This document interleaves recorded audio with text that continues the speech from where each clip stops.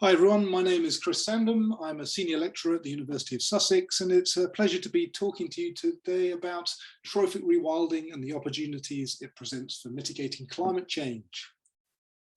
First, I want to do a bit of time traveling. I want to go back 125,000 years to my landscape that, as it looked back then. So this is a reconstruction of Sussex as it might have looked like 125,000 years ago. It's a good, interesting period to go back to because the climate was similar to today, i.e. with a temperate, warm, interglacial period. It's also quite fascinating because modern humans had not arrived in this landscape by then. So it's kind of the last time to look at nature working in climate that's similar to today, but without being influenced by modern humans. And there's some pretty striking features in here. We've got mega herbivores like the straight-tusked elephant and the narrow-nosed rhinoceros. And we've got species like the giant deer, which had antlers 2 meters long on each side of its head.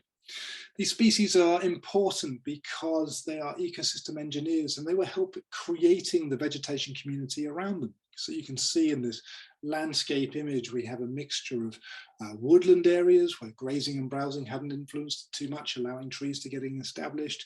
But we've also got these open grassy areas where species that thrive in those open conditions with sunlight and grasses, or your birds, many of your birds and your butterflies and your flowering plants that really love. And this was the normal state of affairs for most of the world for the last 30 million years or so, having these big animals driving key parts of the ecosystem. Now, what happened from this point was humans turned up in the last glacial about 40,000 years ago in the UK's case, different for different parts of the world, and really influenced the community and was a key part, it played a key part in what's known as the Pleistocene megafauna extinction. A lot of these species were driven extinct, and that's partly to do with human hunting and human influence on the ecosystem. Of course, post the megafauna extinction, we also had the advent of agriculture, and particularly industrial agriculture, which has put nature to the margins, increased our amount of greenhouse gas emissions through things like massively increasing livestock numbers, which now outnumber the wild megafauna of the past. So we have these twin crises of climate change and biodiversity, and that's partly caused by the influence we've had on the landscape and changing the structure of the ecosystem. When you look at maps like this, you can see it's quite dramatic. So on the left-hand side, we have the current distribution of the top, mega herbivores weighing over a ton, 1,000 kilograms. Big herbivores weighing between 45 and 999 kilograms, and carnivores at the bottom. And you can see on the left-hand side, we've got reasonable diversity of these species, reasonable richness of these species in sub-Saharan Africa.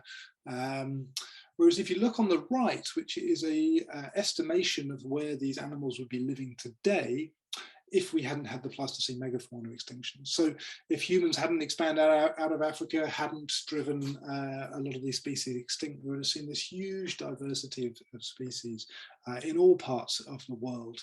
And particularly North America and South America is quite noticeable, but much of Eurasia as well. So we've got this quite dramatic difference between present actual conditions and this counterfactual, what would happen if humans hadn't ended up dominating the ecosystem.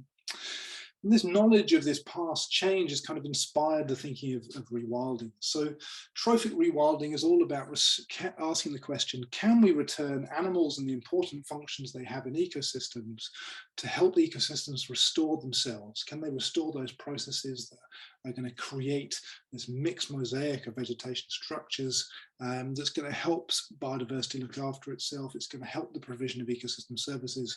One of those services might be helping mitigate climate change. So this is what trophic rewilding is all about. But many of those species are now extinct and cannot be returned, and the community of large herbivores and large carnivores that you return really makes a difference for the impact they have on the ecosystem. And that's because different large herbivores have different traits and are influenced differently by different large carnivores. So your biggest animals, your mega herbivores, They are pretty immune as adults from predation. They can go where they want and they can influence the vegetation community as they wish. They also play a really major role in things like nutrient dispersal, dispersing the seeds of large trees that really pack in high densities of carbon. They can also really have dramatic impacts on changing the vegetation structure and community, which have influence on albedo.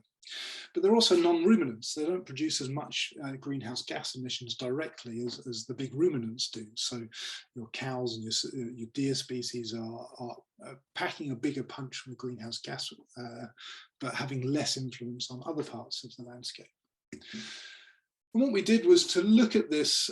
We looked at how communities might be restructured if we returned all the large herbivores and all the large carnivores that are still present with us today to their present natural ranges. So what would happen if we return elephants to their full distribution and lions along with them, and all the other wolves and bison and all these other species that have survived with us today?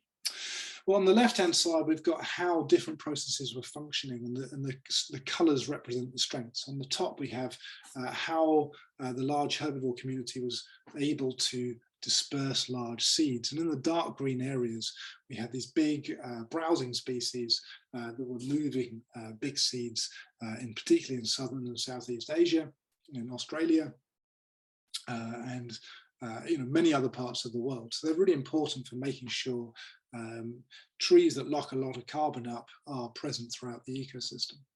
If we compare that with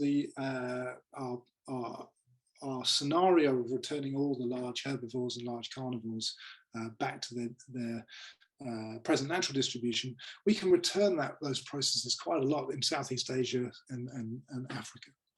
But much less impact, and none at all in South America. And this is because we were looking at the species that are too large to be predated. So the reason it's all white in South America is that all the large herbivores that remain are too big, too small to be beyond predation, to have less of an effect. The ability to suppress tree growth has also changed quite a lot, and similarly you'll see in places like Africa and in Southeast Asia, you've still got a big community of large herbivores that can suppress tree regeneration.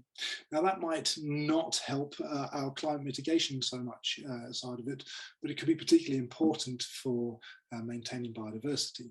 In contrast, South America, again, you're not going to see that restriction on tree growth, so that might be good for climate change, but not so good for biodiversity. So the main message I want to get across with this is that what do I think we should be looking at is diverse journeys of nature recovery that bring in things like rewilding and other targeted restoration efforts if we want to challenge, if we want to deal with climate change, but also make sure we're looking after all the needs of people and nature in these environments.